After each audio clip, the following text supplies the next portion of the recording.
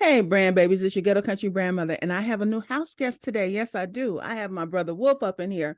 Okay. And Wolf is an amazing person. He's a fellow brand strategist, and he is on this journey just like the rest of us are. He is a business of one right now, but I do think he does contract work with some people. He brings other people in. But y'all know I'm gonna let him introduce himself because I love to hear my people give their own hype. So come on, Wolf, introduce him and tell him what you do and how you do. Thank you. Thank you. So my name is Wolf. I'm an e-com strategist for food and beverage entrepreneurs, specifically brands that I consider challenger brands. So folks that are trying to push the food culture forward a little bit, get us out of the hyper commercialized monoculture kind of system and get more into whole foods, regenerative agriculture, and sourcing things locally, taking care of your employees, that sort of thing. So, Wolf, are you vegan? Are you vegetarian? No, no, I'm Okay, not even good, close to good, vegan. No, good. no, I thought no, I was no, gonna no, no. dislike you a little more. No, no, no. I'm I just have meat playing. with I'm just almost every playing. meal. And that's the thing about when you say like regenerative agriculture and sustainable, people are like, oh, so Mhm. you're on those plant-based foods and the No. replacements. And it's like, there's so much more to it than that. And Yeah. even It's, farmers, I don't know, Will Harris has been coming up from White Oak Pastures, who does regenerative agriculture, meat and poultry. mhm. And it's just like, it's a vast landscape. I didn't realize how big it was when I get into it, which is true for anything. But no, I'm not a vegan. I love So meat. why I had why ground so bison why burgers last night. why the food and beverage industry? Why that industry? It's it's funny how the arc of life comes together. So I worked in restaurants out of college and I absolutely loved it. I went into the tech world and did that for a while. And then recently I took a trip to Italy and I experienced the northern Italian food culture in Bologna, Italy. And I Mhm. was just blown away. Like they take care of their farmers, everything's locally sourced. You can't get a bad meal anywhere because there's such a Wow. deep respect from the ground to the table of what they serve and how they serve it. And then I came back to Chicago after that trip, just completely mind blown. And I was like mad. I couldn't eat for a few days because I was so used to like this amazing food. And then I came back here to like burgers and pizza. And I love burgers and pizza, but it took me a while to accept that I just can't have the same standard here. And then Wow. in my brain, I'm thinking, all right, well, how do we change that? And to me, there's a lot of awesome work happening out here that the people doing the work don't know how to communicate, especially online, but they don't know how to brand themselves. They don't know how to sell themselves and like help people understand what differentiates them. So I saw an opportunity and I'm thinking, all right, I want to be able to go to the grocery store and get amazing produce and meat, no questions asked. I don't have to worry if it was raised in a cage. I don't have to think of like it's just high standard everywhere. If I can help Yeah. America get anything close to that, I call my life complete. So is this something that is it just on the smaller and more independent stores, or do you think this is something that's going to go into major grocery chains? Or do you think they Well, even give a that's fuck? they don't. They honestly don't. And that's part of the thing, right? Because you had Whole Foods coming up, and when Whole Foods was coming up, it was fantastic. And then Jeff Bezos gets his hands into it, and then they're like, "No, we need efficiency over everything." And that Will Harris I mentioned, White Oak Pasture, he's like one of the leaders in the industry, and they've been scaling him out of his stores slowly but surely because you can Oh like get man. the greenwashing term, like grass Yeah. fed beef means that it Yeah. ate grass at some point in its life. So like Whole Foods is selling the same kind of bullshit you can get at a Jewel Osco or like a local grocery store, but they're calling it regenerative green, whatever. So Oh, that's some fuck shit. big scale, they fuck it up every time. That's kind of that's the challenge of it. So then what do you offer these who are in that space and in that place? How do you help them set themselves apart? Yeah, so the way I'm approaching, and this is still very much in testing, I haven't validated that enough people want to pay good enough money to make this sustainable, but Mhm. I'm looking at direct to consumer, right? So if you think about like a local farm that's growing produce 100 miles outside of your city, they can do CSAs, farm share boxes, and things like that. Mhm. And they can kind of skip the fight for the grocery store shelves or getting priced out by the massive monoculture farmers. So I'm trying to help these smaller food, either cooperatives or smaller farm owners, build up a web presence where they can ship directly to consumers, or they can be part of other programs that ship directly to consumers, and kind of cut out the middleman, cut out the grocery store. Um, I haven't sold branding to any of these people yet, and that's a hard sell. And I wanted to ask you about that a little bit too, because it's like Okay. people in food culture, I don't think they think about branding a lot. They're like, I They do got good not. food. They do not. They think it's all about the food. Coming from a restaurant background, Yeah. um, even with us, when we started out, it was about taking a great picture of the brisket, because Neil is a brisket fiend. Mm, He was always trying to perfect his brisket from competition days to the last day we closed. It was always about the perfect brisket. mhm. Personally, I'm a rib person, but that's a different story, because ribs just do not come across well in food shots. But it is, people think it's all about the food. And the more I got into the restaurant culture, the more I realized, I'm sorry, y'all, I love y'all to pieces, but most cooks who own their restaurants, they're arrogant as fuck about their food. It's like they don't come here for nothing else but my stuff. They think their stuff tastes great. And Mhm. so there's this whole thing around not being able to actually have a brand. You have a concept and you have food, and that's all you think you need to open a restaurant. And Yeah. so there's this whole fuckery around the thin profit margin of restaurants. And that's Mhm. because independent restaurants are trying to compete with these bigger chains. And I'm about to Mm. go off on a tangent because this is supposed to be about branding. And I know, but because these independent restaurants and hamburger stands are on every corner, certain restaurants who qualify to have better pricing or higher pricing or premium, I don't give a fuck what kind of pricing you call it, who should be charging more for their food. Yes, it would hurt my pocket and my heart, but I believe they should raise their rates. They should raise Mhm. their menu prices. Mhm. But you have to build something behind that other than just some fucking food. I'm sorry. Mhm. I can make a burger at home. I don't care if you got your own special seasoning blends. I'm happy with some Lawry's and some garlic, salt, and pepper, and I'm good to go. Unlike my husband, who, oh, spices are falling out the cabinet. But anyway, um, trying to get into that market, it is very tough because they Yeah. do have that, what they call the thin profit margin. I don't know how Mhm. it is for Mm. grocery chains, but I'm assuming there's a similar because they're operating on volume. Yep. So to get them to see the value of doing something around their branding that is not visual, and getting people to understand that brand strategy is everything that you need before you get to the visual part, and helping Mhm. people to realize that. And so it's with the understanding, I don't want to sell somebody a six-figure dream. I don't want to promise you $1 million. Yes, it's possible and it's doable, but I don't want to make you that promise because I don't know if you're going to put in that work. So Yep. when you're out here approaching certain people within the industry, it's like, okay, what are you doing right now? We have to find out where your money is. Because Mhm. if you talk to a restaurant consultants are always like, how can we reduce cost? That's their big go-to. We're going to cut labor costs. We're going to cut waste. We're always cutting things. They seldom talk about raising prices. And Mhm. then I'm gonna get off that train because this will end up being a food conversation and not a branding conversation because it pisses Yeah. me off. And believe Yeah. it or not, it is what pushed me into brand strategy, because when I saw all the restaurants closing during the pandemic and the disloyalty there, when all Yeah. these independents are closing, but you guys have these drive-through lines hanging out the parking lot and down the street to go into some fucking McDonald's, it pissed me the fuck off. And Yep. so there is a need for branding in this industry, but it's like you said, getting them to see that value is going to take a lot of conversations.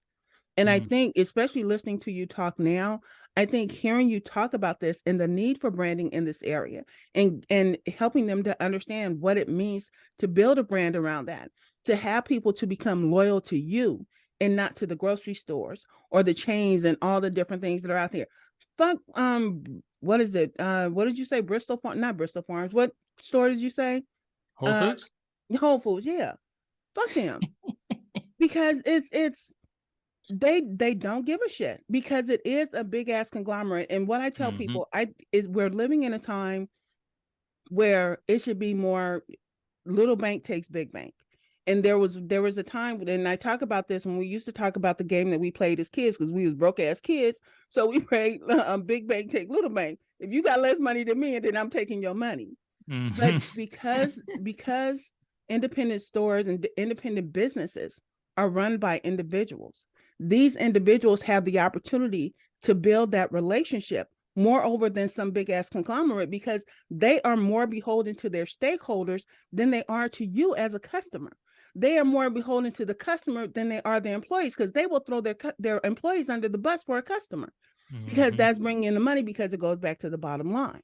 Hmm. So you being that brand strategist around this, talking about the different ways that branding can impact the industry. And especially, Yeah. and I know you're a sustainability person. So Hmm. it's like, okay, can we sustain some more money within this thing? Yeah. It's yes, right. 100%. Sustainability has many flavors, aka staying Yes. in business, building the Yes. sustainable ability to stay in store, Yeah. keep paying your employees. Yeah, 100%. So if you were to talk about this on a branding level, how do you think you would talk about it? If you were trying to talk to someone, not convince them, not cajole them, not manipulate them, but if you were going to talk to someone about branding something in this arena, how would you do it? I mean, I think I tend to lean into examples of what's worked, right? So, like, I jumped to a Trader Joe's. It's like Trader Joe's didn't start out as Target's Trader Joe's. It started off with a community, a sense of community. It started off with a very targeted list of ingredients. It was very clear about what it sold and who it sold to, and it grew organically from there. It's like you know what you're going to get when you walk into Trader Joe's. You're going to get friendly people in Hawaiian t-shirts. You're going to get all of the labels look like they're like old farm style labels, and Mm-hmm. that's what it became over time because Target realized that like if we keep this is what makes this thing special because Target understands branding, and Yeah. then they scaled it to a huge business. But Yeah. it starts with that nugget of who do we serve and how do we show up every day? And if you understand how to build that and find the right people around that, they're just going to keep coming back because they don't want to go to a Jewel-Osco where like you're going to get some random person at the checkout who has no idea what's in your store. Or at a restaurant, you're going to go sit down and like, you know, there's this cafe here called Lula Cafe, and it's like a farm to table innovator in the space. People are paying $40 a plate over there because they know the chef has been saying the same thing for 20 years. He's getting fresh produce from the farmer's market every week. It's like Wow. the consistency and communicating the why of what you're doing needs to happen if you want people to be totally faithful, like you're saying.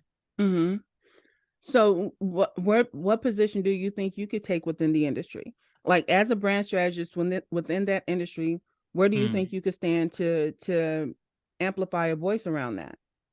I'm still figuring that part out. I have no idea. Okay, then here's my thing. Being that you speak the language and you understand it, to because just listening to you in the beginning, there's a level of education there that I do not have around this whole thing. And Hmm. see, I can't even say it. Regenerative. I can't even Regenerative agriculture. Yeah. fucking up a word. But maybe your thing is to start giving a voice to that. And because Mm. I know I follow you on Instagram and I see you do your morning walks and all of that kind of stuff, but maybe you Hmm. need to create a platform like this where you start talking about that and giving out information on how to brand better within this industry, Yeah. and and just let them know that there's more to what you're doing than cutting prices and all of this and trying to compete with these big government entities or these big chain markets, but being able to be that voice around, this is what it looks like to brand a thing. And you Hmm. you brought up this particular restaurant near you, this cafe, and people are paying this. That he's a prime example. And I'm pretty sure you have others.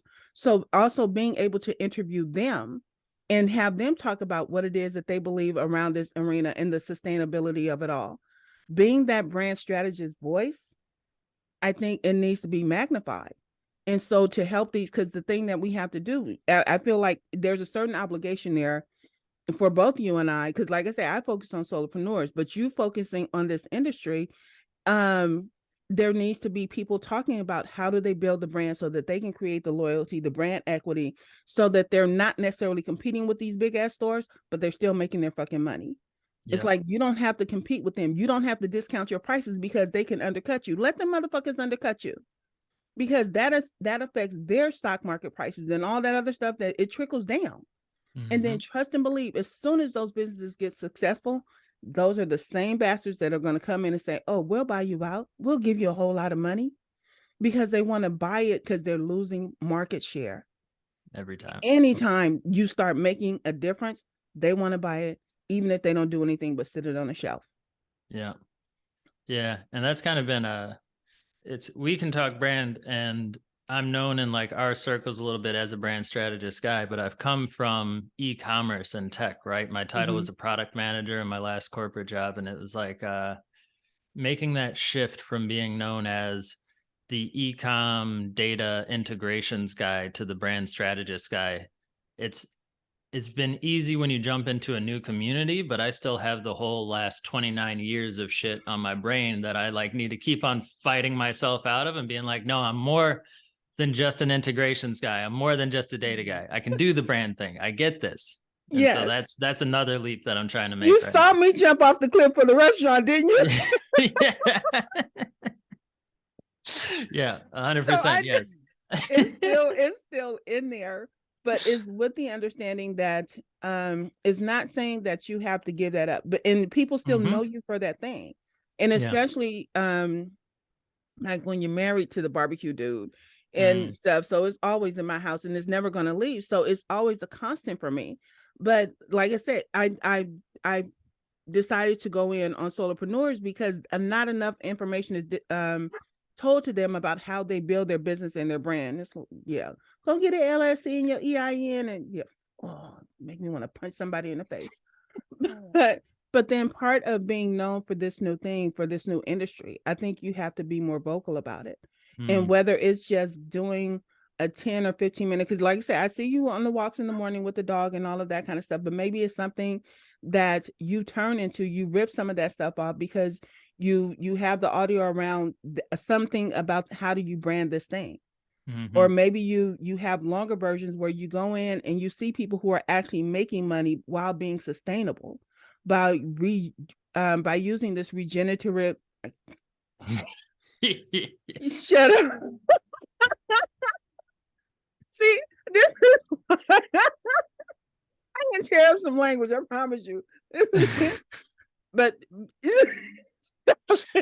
we need to rebrand the word regenerative because it shouldn't be that hard to say. So if it's too hard to say, we need a different word. That's how I feel about that. And that's just, it might just be my old ass tongue. This is 57 years of talking.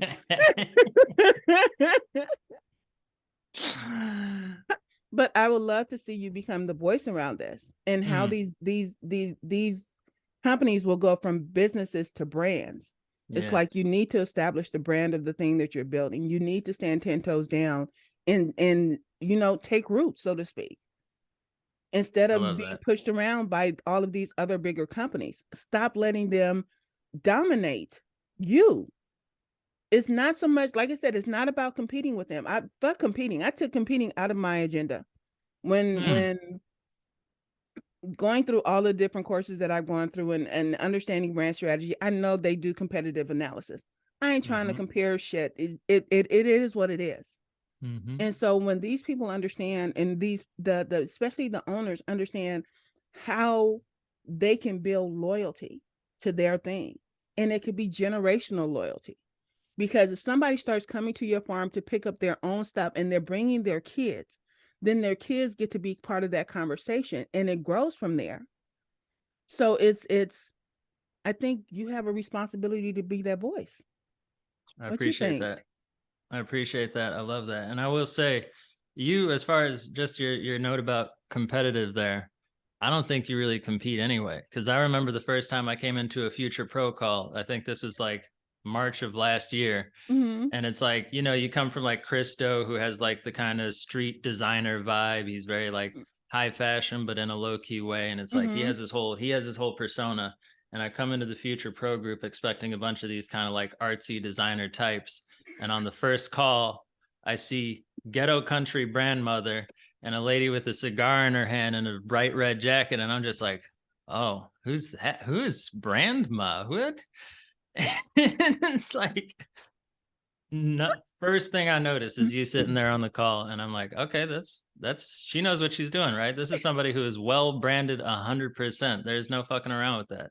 And and more of it, comes from my previous business than it does from my education. Like I said, I wanted to understand branding better, but like I advocate for people not being a brand. And I do that because I know what it was when I was one in my previous business, how no one ever let me be anything else.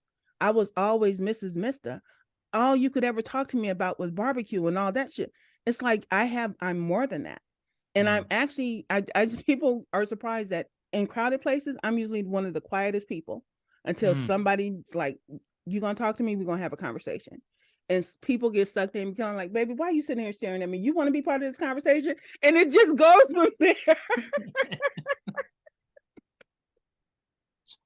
But it's with the understanding that if you take on this mantle, sweetie, you're gonna have to carry the mantle for a while by yourself. Because they need to understand, it's like he been talking this shit all this time. Let me finally go and listen to him. And so when you present yourself as that person that wants to see this industry change, and to see that these farmers and these local stores and so forth not give in to the pressure of people coming in, because this is what people will do. And y'all know I'm talking about all of y'all. But they come in and it's like, well, this is not Whole Foods. Bitch, I never said it was. Yeah. I never said I was Whole Foods. You came in here comparing me to Whole Foods. I'm not doing that. I got my own 2 legs to stand on. I got my own 10 toes down in this shit. Yeah. So getting people to understand that instead of you're comparing me to somebody else doesn't mean that I have to. If you want to compare me, like when I talk about my personal brand, as far as the Ghetto Country brand mother, when I say that, you know what, it's actually something that it's an asset that I can sell if somebody thinks that they can step into these shoes. But if you can't, then the Ghetto Country brand mother is gone when I'm gone. But Grandma's house will live on the way that I plan to grow and scale it. So those are 2 different things. I get to maintain my personal brand, but Grandma's house gets to go and do its thing. Yeah. And so, like I say, with you being this, what do we call you? The philosophy, Brand brand philosopher. philosopher. Yeah. Yes. You being the brand philosopher and so forth, and making that stand for this sustainability and this regenerative. I'm gonna get that fucking word. I promise you I am. I'm gonna practice it and I'm gonna do a whole episode on. But this whole regeneration, I can say that word. This whole regeneration around that thing, but even reinvigorating this particular thing, because I'm pretty sure that these people have been around a lot longer than these bigger stores. They just have more money to throw at it. And like I said, the sad part about it is that as these businesses grow, as you help them grow, as you help them brand and create that loyalty around it and create that brand equity around it, these bigger companies are going to come along and want to buy it up. And because people are tired of working hard and all that stuff as they are prone to do now, people will sell, because it is hard to turn down millions of dollars. I get that. When we were approached about, when we talked about closing our business and we were approached about selling it, I just kept saying no. And so our employees like, well, what if they offer you so and so millions of dollars? I'm like, it's still no for me. And my husband like, the fuck it is. But that's because I was looking at Big Misses as something that was very personal. It was very, very personal to me. It started at my dining room table. The fact that it grew into this big ass thing and all of that kind of stuff, it was still very personal to me. But helping people to get to that level, if they want to sell, you know what, there's nothing you can do about that. But it's still with the understanding that learn to negotiate. That's the other thing. Yeah. If you're going to sell it, you can set certain standards in place that they cannot change your shit. You cannot fold it into your bigger company. You cannot sit it up on a shelf. And then you find out where this is truly going, because they expect you to back down because you're smaller. And then they'll threaten to crush you because you're smaller. Oh, well, we'll run you out of business and all that stuff. Go ahead and try. But if the brand has done its job, if the loyalty is there, you can't crush that shit. Because the people who are loyal to that thing will come for your ass, no matter how big you are. We have seen all of these different things on social media, where somebody will post a tweet, go find this person. And how often have people ratted out somebody? And so when you have that social media backing and all these people that are for you coming at these big companies, like, you know what, you need to back the fuck up. That's what you're trying to build. Don't come for our local people. We got them. Yeah. And so it needs to be a thing.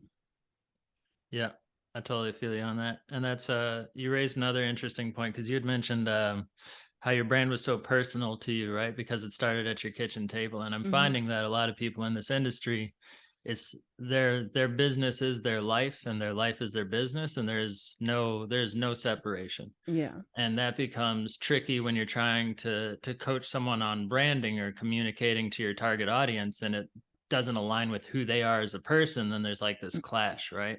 Yeah. And I think that's true for all business owners, and something that's why I kind of love your message so much about you are not your brand, because it's Mm-hmm. so easy for us to just become so deeply entwined with what we're doing and feel like everything we do is a representation of our brand. Yeah. And it cuts us off from being able to do business the right way. I learned this lesson in my last job. I got way too attached to the company I was working for. And at the end of the day, when companies get successful, they're about their money. They're not about who Yep. you are. They don't care about your individual life.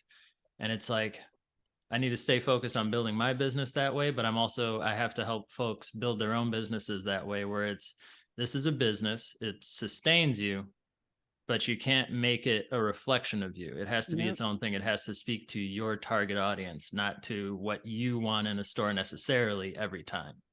That's a very tricky line. Yeah, but that's why I what I learned and what I now do is still a similar framework, but it's not the same thing. It's like Mm. where companies talk about purpose, vision, mission, and values. I talk about the Mhm. code, your Mhm. DNA code. What are you contemplating? What are your objectives? What are you dedicated to? And how are you going to be ethical in your shit? Mhm. So if we understand this code and this becomes part of your core, sweetie, and this is why my personal brand is over here, grandma's house is over here. I maintain this shit right here. This is Mhm. me. This is not all of me, but ghetto country, this is me. But grandma's house, everybody and their mama can have a piece of that. You can talk about it, you can represent it, you can do your thing with it. And so that belongs to them. You made that for them. You made this brand and the things that it stands for. So when you're being that personal brand, when you're being the face of your company, like you being the face of your company, Mm. is Wolf Feasting the thing now? Is that what we're going with? That's my Instagram handle. Yeah, yeah. Okay. The company is Feasting, and then on Instagram I'm Wolf_Feasting. Okay. All right. So if Feasting is the business brand, Yeah. if Mhm. Wolf Feasting over here, if that's your personal brand, then there are certain values and different things that come to light. And there are certain ones that stem from you that goes into the business brand. And Mhm. so when you're over here and you're talking to someone, you're representing the business. Because especially if you plan to grow and scale that thing, you need them to go into the business. You can't have them totally rely on you, because at some point you want to start separating yourself. Yeah. You want to stop doing all the work because you want to hire. And Yeah. so you have to learn to endorse that business and get other people to see it for the business that it is and not for me. I am one of my employees right now. That's what I am. I'm an employee of my business. So when I hire another employee, you know what? You can go talk to them just like you can talk to me. But now I've gone from employee to being the leader of this thing. Mm. So when you're out here and you're representing, you're not representing yourself. You're representing work that needs to be done. You're representing feasting. And so it's not about you anymore. And the same will go for your clients. Yes, I know this is personal. You dig in here with your own two hands, but that has nothing to do with it. Does not take anything away from that, but you have to put this over here to this brand so that it can amplify, so that Mhm. other people can sing that same song. They could go out with your tagline, they can have your shirt on because they want to represent, because they got mad respect for you. So when people walking around with a Wolf Feasting shirt on, they are representing. You know, we down with Wolf because he's all about that sustainability and that regeneration shit that ghetto country grandmother can't say. Mm. But you get to be that representative of this Yeah. business brand over here. All the things that are wrapped up in this, you're just a smaller version of that. Mm. Because just as you grow and hire, everyone that comes into your business is not going to be a full reflection of the brand that you built, but they're going to be some small version of it. And Yeah. you're no different. So trying to take on the mantle of being a whole ass brand, that's just too fucking much weight to carry. That's pretty Take it big. off. This is when I get done in Ghetto Country Grandmother, I'm gonna go sit down. I might talk to my husband and my child. I'll go pour me a bourbon. When I Mm-hmm. get done with this, I'm going to the back porch and smoke a cigar. Mm-hmm. That's my plan. That's me being Phyllis. But there, excuse me. Someone someone was asking like how much of my personal is in this. Trust and Mm-hmm. believe. What you guys see as Ghetto Country Grandmother is not nearly all of who I am. It's not. But there are certain things that I don't want people to ever try and use as a weapon. So those are some of the things I bring to the forefront. When I write very corporate. I've had a corporate career I started working when I was 16. I've never had a um a restaurant job or a grocery store job. I've been working in the office since I was 16 years old. So I Mm. write very corporate. But when I write for Grandma's house now, sweetie, I have to make sure that my colloquialism, see, I can say that fucking word, my colloquialism shows up in my writing and not my corporate, Mm. because they're not one and the same. And then the fact that I vibe through the brand archetypes that I've established. I'm a rebel caregiver. I know that about me. Mm-hmm. And I know what that means. So I know how to speak that language. I also know that my the people that I serve, my clients, are explorer rebels. And if you get even deeper, they're seeker mavericks. Mm. So I know that about them. So I know how to speak that language. And it's using those words and tapping into that emotional side of that, so that they understand that, and so that they understand me regardless of how many f-bombs I drop. Yeah. And so you, like I said, you becoming that voice and you wrapped around this industry, the people that you serve, if I was going to say anything, they are lover brands, because it Mm-hmm. comes down to this romantic notion of I'm doing this thing. And people think of lover brands as everything that has to be sweet and sexy and all. No, sweetie, talking about the things that you love. And then they could even be caregiver lovers, because they care so much about this thing that they're willing to, you know what, I'm not giving up my farm. I'm not giving, there's some care there. So if you're able to identify those things, and then now you understand them a little deeper than you would if you actually talk to people, but now you're talking the language, so they might be open to talk to you because Yeah. you've tapped in emotionally. Yeah. So it's a matter of getting to that deep version of how do you want this thing to go and who are you talking to? Client avatars, I get it. I get it. Okay? But having a client avatar versus where they sit in the target market of it all, okay, do you know that part? But if you get to the thing of this is who I want to serve, and you start looking at the common themes of all these people that are doing this sustainable thing, Mm. you might find that I could be wrong. They might not be lovers. They could be straight up rebels. Fuck a supermarket. We're gonna stay local right here. They could be straight Yep. up rebels. You never Yeah. know. Yeah. But if you can identify a common thread and tie them to an archetype, trust and believe, change your language and you're going to fucking find them.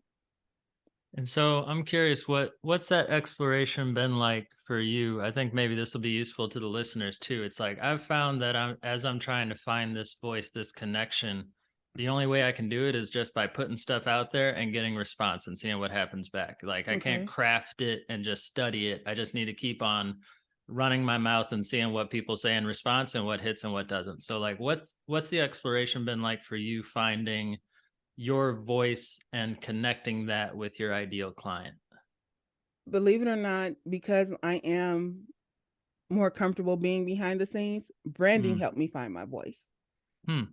And it was in studying branding, and especially not so much personal branding, but just understanding um the depth to which branding can go, and Mhm. how it's actually, when finding out that what we know, what we think we know about ourselves is so limited, because we actually make a decision to buy shit before we actually think we made a decision to buy shit. Mhm. Isn't that wild? Yeah. And people think, oh, well, they think they've been convinced. No, you convinced yourself before they did, because half the time, if there's something that you do not want to listen to, you will not listen to it. Even if it is so on point for you, I'm tuning it out. Yep. And so there's the having that understanding of that, and understanding that there's neuroscience behind this. And this is the thing, because these big ass companies went and did all the research and found that shit out. Now I know. Mm-hmm. And actually, I'm a bit more cautious when I shop. It's like, oh, do I really want this shit? Or is this just my Mm-hmm. emotions kicking in? Yep. Yep. Yep. But like I say, I'm emotionally tied to Apple. I will probably be an Apple head the rest of my life. Mm. And so if I can endorse Apple and feel that way about Apple, why can't somebody feel that way about my brand? And it does not require me to be a people pleaser, because fuck that shit too. Most brand building is built around the customer. So what they want you to do is like, you know what, let's go interview your audience, let's go do surveys, let's have a conversation and all this stuff, and find out what they want. Fuck what they want. I know what I have. Yep. This is what I offer. I don't want to fit into the box of what they want, because now they have control. This is my business. Mm-hmm. So, but trust and believe, once they become my client, they are going to get all of me. It is not just about brand strategy. Like I said, I've done a whole lot of shit. I know how to do taxes. I've read invoices. I've read contracts. I hired my daughter. I know how to hire kids and make it legal, but they had to be your kids. Still, I recently discovered I'm a content writer. Not because I never even knew that there was a difference between copywriting and content writing. But I'm a content writer because when I was doing business coaching, my clients would say they need something. You know what? I will go out and make a fucking book. Mm-hmm. I would create a guidebook. It's like, okay, as we do this work, we're gonna go through this guidebook. But then I also write. I have several books people don't even know about. Mm-hmm. So it's with the understanding that that's what I'm saying. That's all Phyllis. That's all Phyllis. But the business side is only the part that gets to show up here as a ghetto country brand mother. So as you begin to explore, like I said, stand 10 toes down where you are, and then find out who's attracted instead of going out and chasing these people. There are certain people out here in these stores and in this industry that you want to tap into, that are going to be attracted to the brand that you build, personal and professional. So if you understand that, it's like, okay, I need to know who's attracted to me and why. And if you understand that, like I said, now attach that shit to an archetype. And a lot of people don't know how to, they think they know how archetypes work, but trust and believe, it's a lot more complicated than you think, especially when you do the crazy shit that I do. But it's with the understanding that who's attracted to me, at me as a person. Okay, now what parts of that's the part that you bring to the brand. You don't bring all the rest of it. Yes, we have flaws and crazy and all this other stuff, but there are certain things that people are attracted to. And so if you're trying to attract them, make that part of your personal brand. But then that personal brand needs to endorse the business. Don't pitch it, don't sell it, endorse it like you would anything else you would endorse. For These sure. are my favorite shoes. I have a favorite designer that most people don't know about. I love me some Rachel P.L.A.Y. And I love her because I am 6'1", and she is the only person I have ever found that my dresses drag the floor on, because she makes the maxi dresses. My cousin is constantly on me to hem my dresses because they're dragging the floor. Fuck you. It took me 40 something years to find this woman, and she makes dresses long enough for me.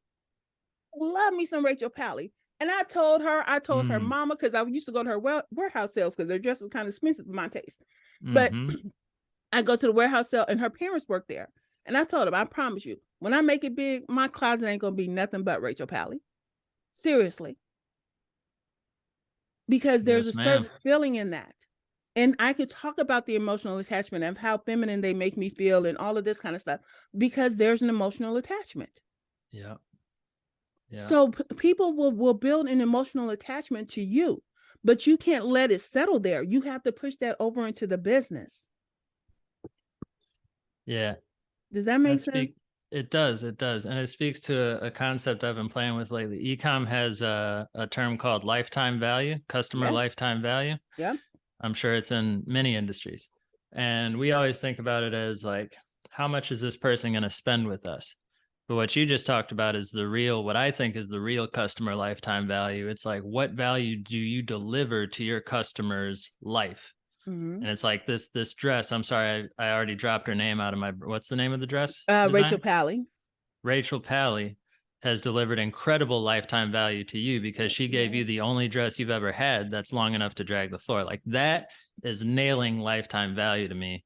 And that's what Yes. we need to be doing as individual solopreneurs and brands. I want my clients to be doing the same thing where it's like, I have finally found the thing that does the thing I've wanted for all my life. Yep. I will never let this go. And I'm going to scream it from the rooftop every That time I part. get a microphone because I love it so much. Yeah.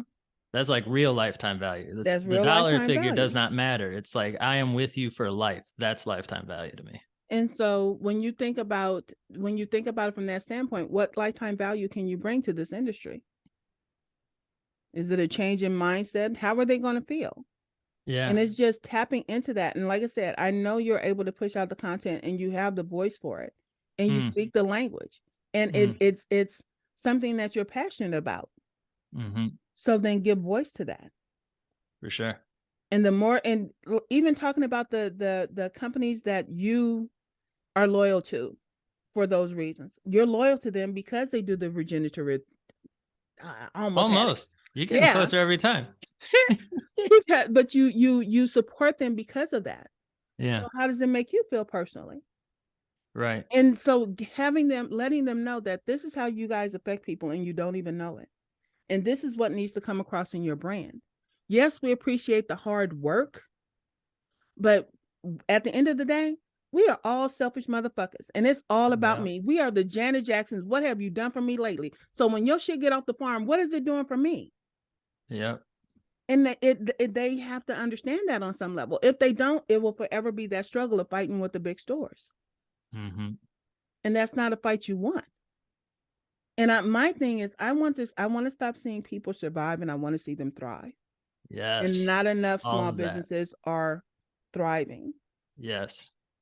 Get them off the, oh, we need to make payroll this week train and Yes, into the, let's get some explosive success here. Let's like that part. generational success, 100%. That part. And Yeah. it's something that is near and dear to my heart, which is why I started the solopreneur level. Let's start Mm, over here. Let's build a brand around all of these things that you hold dear. mm-hmm. And do not turn toxic on me, because I promise you I will run you down. But and this is why I can't work with people who like, oh, can you help me with my brand? I'm trying to make some money. I'm not here for the money. Mm, yeah. I'm not here to you. I want you to make your money. Don't get that twisted. Yes, I want you to make all the money. That speaks to your success. But if that's the only reason you're doing this thing, I'm gonna need you to get the fuck out of my face. Seriously. Because what you're gonna end up doing is every dollar you make, you're gonna flaunt and you're gonna floss and you're gonna blow all your shit. Mm, yeah. That's a very toxic culture we have going on right now on Yes. socials where it's like the flex and the money and it's, oh, don't you want to run a course up? Because look at this Lamborghini I'm renting this Yep. weekend. And like Yep. getting a penthouse suite to film for one weekend so you can get enough content to run you the rest of the year doing the cash, all that. It's like Some dumb shit, some we fuck have to shit. do something more than this. And we're going to grow slower because we don't play that game because the flashy stuff is what sells to people, but that's also you flash and crash, right? That's not Yeah. sustainable. You can't keep that Yeah. going. And it's It's a pipe why I dream. do not promise a six-figure dream. Now, once we become client and or our relationship is established, oh, Mm. trust and believe we're gonna get some money. Because Hmm. I want you to be able to afford not only me, but at least 3 times of me. Because there's no point you paying me if you're not making any money. Yeah. That's just common sense. And so when people are hiring you, it's still the same thing. I'm not here for the money, but damn it, if you're not making any, then I'm doing something wrong.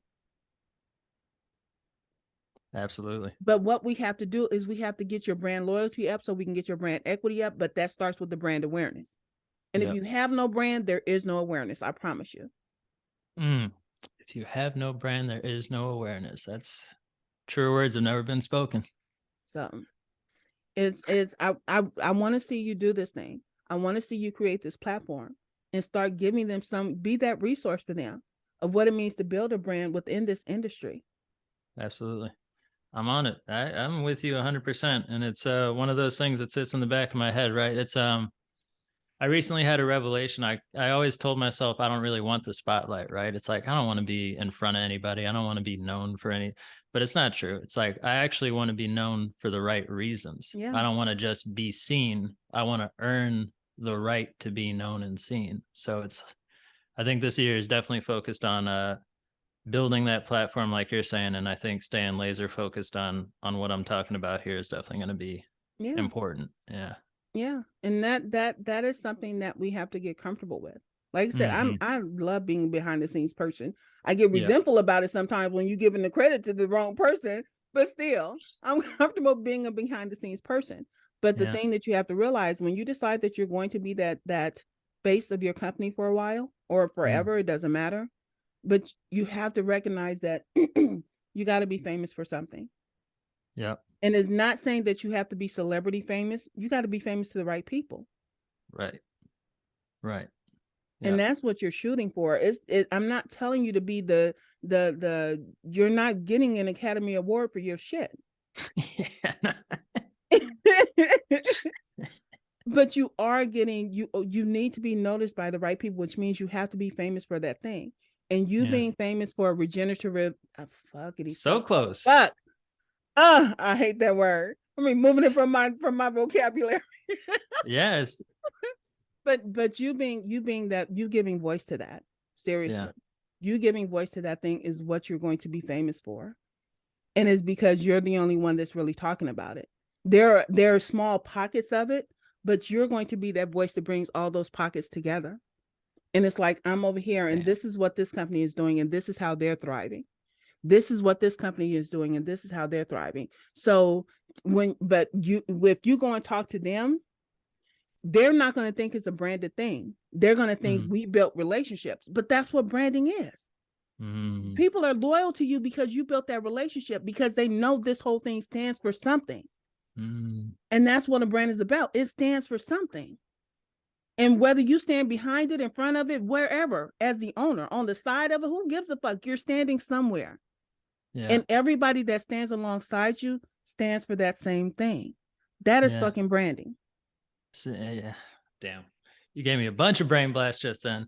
the the one that stands out though, the one it's I think we're kind of unique in our circles because so many brand people are designers first, right? It's like Yes. they're brand identity people and they say, "Oh, we'll Yes. give you a logo, we'll give you the color palette, we'll give you all this stuff." But we're not approaching it from that angle. It's really about like, who are you? What are you about? That's the deep brand. Yes. And I think it's just so interesting how often brand is confused with forward facing identity and we skipped the whole most important part in here in the heart. Yep. And like, what is this actually about? What are we here to accomplish? And how do we make that core to everything we do? Yeah. Uh, And that's why I kind of yeah. threw that shit in the trash can of my memories. Mm-hmm. Because while I appreciate it and it has its place, it does not have its place at solopreneur level. Mm-hmm. So even with all the people that I've met through the Future Pro Group, and I listened to Mm-hmm. some of them, you guys are not at the company level. You don't need a mission statement. You need your own statement. You don't Yeah. need a purpose. Your fucking purpose is that you got to pay your bills. That's enough of a purpose. that's a pretty Okay. So, but then understanding that you know what, there's something deeper there. When you dig down into the root of money problems, you get mm, down to even with people who have money. When you get down to the root of it, it's so much more there. You know what? yeah. I grew up broke. I know what it Yeah. is. My mama had food stamps. I can tell that story, but I don't, Mm, because it does not define me. mm-hmm. I don't give a fuck. My mama got a county check. It does not Mm-hmm. define me. And so it's with the understanding that what really does. I know I'm an empathetic person. Just because I cuss and I might cuss you out, you step at me the wrong way. But is I know who I am because I care about people. My mama taught me to care about people. My mama worked at Broadway. I don't know if you're old enough or know what that story is, but my mama worked at Broadway. Anytime they had a sale, oh, Helen was all up and through the store. And Mm, she was buying shit that did not fit any of us. But because there was a coat on sale for $1 for a little girl, some little girl was gonna need a jacket one day. My mom was gonna make sure she got it. mm-hmm. If somebody needed to eat, my mom was always gonna fix somebody a plate. Here, go take that plate over there.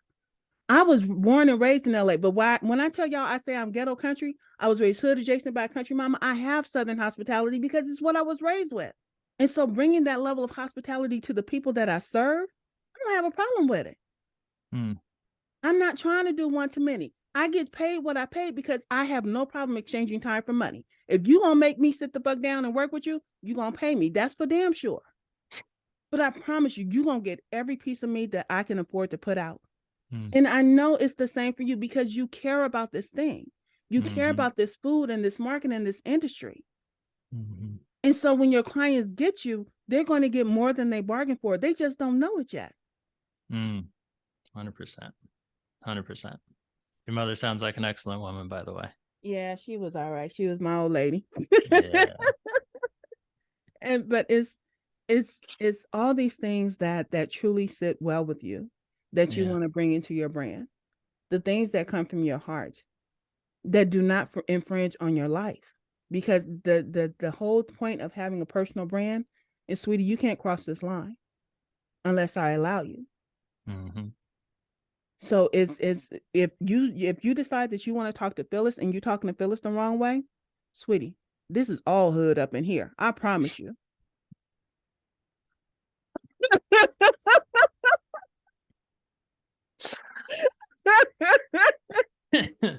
I don't think you even need the warning. I'm not. There's no debate on that. But it's even knowing that, like I said, Yeah. because I know that about myself, this is why the ghetto country brand mother ends here. The ghetto country brand mother will walk away. Mm. If I'm walking away, let me go. We don't need to continue this discussion. And this is whether you're a client, a potential client, a vendor, whatever. Ghetto country is walking away, let me walk away. Mm. And so when Grandma's house become its own thing, you know what? I'm gonna send you over here to talk to this other person because me and you are Mm. not communicating, and I'm okay with that. And that's why at the end of all my shit, I say I love you, and ain't a damn thing because you can't make me stop loving you. I don't like you right now, but we still cool. Yeah. I know how to be civil, Mm-hmm. but we will not take up space together. And so there, like I say, sweetie, I think you have an amazing potential to do some great things. And I think you have the voice and the wherewithal and the bandwidth to Mm. make some serious impact on some shit. And so that being your thing and that coming from your heart, that's what's going to make your brand all the better. And anybody that steps into your space in your world as you hire, as you bring on staff, they're going to have that same heart Mm. because people are going to want to work with you because you're doing that thing. It's not saying that you won't get some bad apples along the way, but the majority of the people that work with you and for you, it's going to be about that heart. That's your DNA. I appreciate that. I appreciate that deeply. No problem. No problem. So we about done right here. What you Yeah. got? What you got? How you I mean, feel? any visit to Brandma's house. This is my first visit to Brandma's house, honestly. It's amazing that we haven't had any one-to-one time. And like, I No, guess we it's been a haven't. year since we've come across each other. Yes. And this has been everything and more, you know? Like Brandma's house is real. I love being in here. This is the real shit. This is the real shit, man. I'm coming out here feeling inspired, feeling like I got to live up to some pretty lofty expectations, but I'm ready for it. I love There it. you go. It's There you fantastic. go. All right, sweet. Well, tell whoever's listening and all that kind of stuff how they can find you and what they're going to find you for. Yeah, absolutely. So Instagram, I am wolf_feasting. On LinkedIn, you can find me as Wolf Howard. That's where I do most of my talking because I talk a lot. I love writing. And then my website is wearefeasting.com. If you're looking for help with e-commerce, brand strategy, and you're a food and beverage entrepreneur looking to make the food culture in America just the slightest bit better or magnificently better, whatever it may be. I love it. I love it.